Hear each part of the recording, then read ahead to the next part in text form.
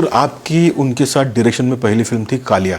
कालिया आपने कैसे उनको मनाया वो सब जानते हैं, लेकिन एक किस्सा ऐसा भी है कि आपका कुछ एक मिसअंडरस्टैंडिंग या झगड़ा कहें कि एक डायलॉग की वजह से या किसी वजह से कि आपने कालिया को बोला कि नहीं अब मैं डायरेक्शन नहीं करूंगा, आप किसी और से डायरेक्शन करो। वो किस्सा जानना चाहेंगे, वो डायलॉग कौन सा था वो भी जानना चाहेंगे।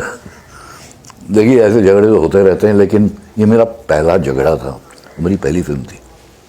उन दिनों में मैं एक और फिल्म बना रहा था, दुनिया मेरी जेब में।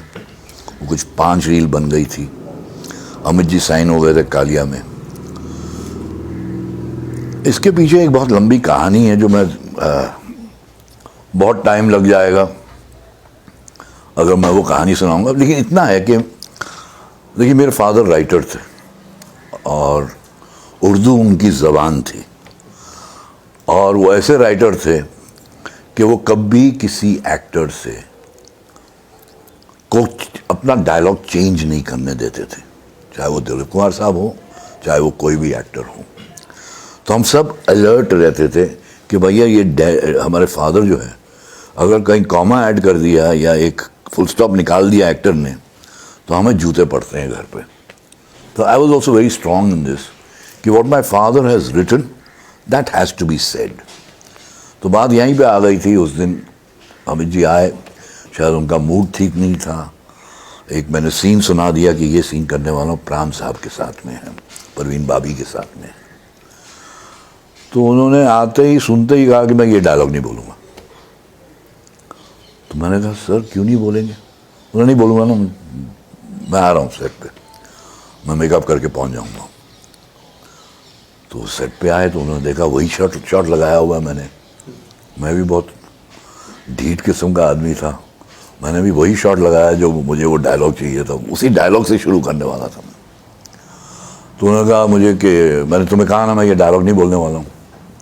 इसे सर आप मुझे ये बताइए क्यों नहीं बोलना चाहते हैं आप?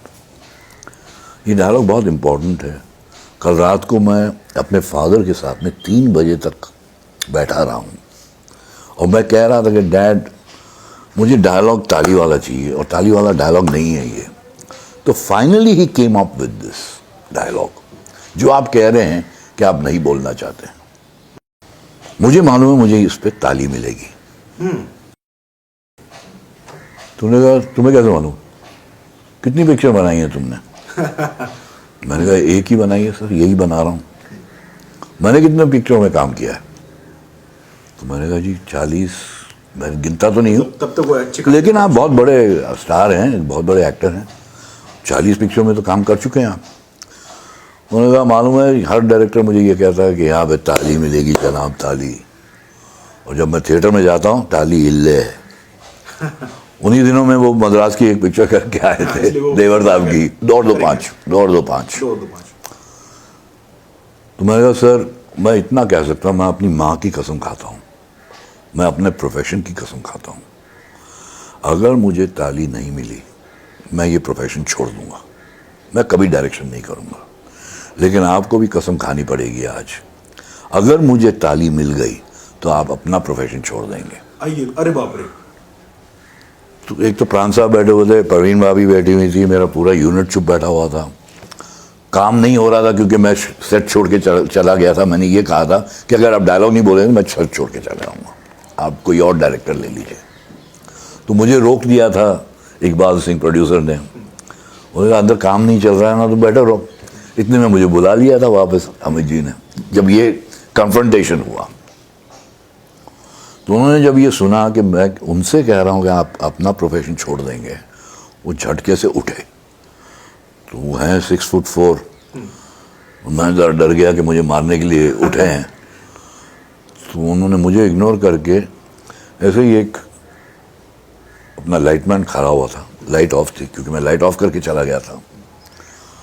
तो उसने उसको देखा, क्या देख रहे हो भाई, हाँ लाइट ऑन करो। बहुत ढीठ किस्म का डायरेक्टर है, डायलॉग बुलवा के ही रहेगा।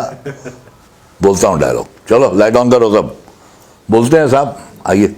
सर वो डायलॉग जानना चाहेंगे, वो कौन सा डायलॉग था?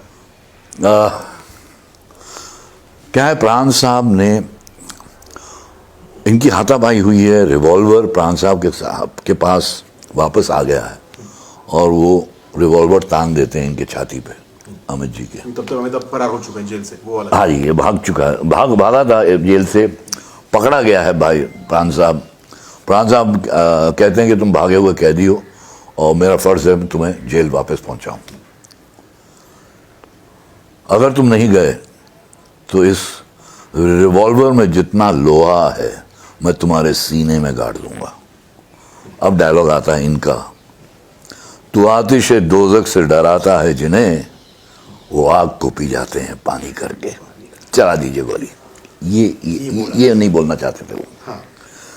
वो कह रहे थे कि यार शेरबाजी क्यों कर रहे हैं यहाँ पे, सीधा आ जाओ ना। तो मैंने कहा नहीं सर, ये तो बोलना पड़ेगा आपको। उन्होंने बोला। मैं जितने भी शोज में गया, जब पिक्चर रिलीज हुई, मैं सिर्फ एक चीज देखने गया कि वहां पे ताली मिलती है कि नहीं मिलती है। जाहिर सी बात है। और हमेशा मिली है।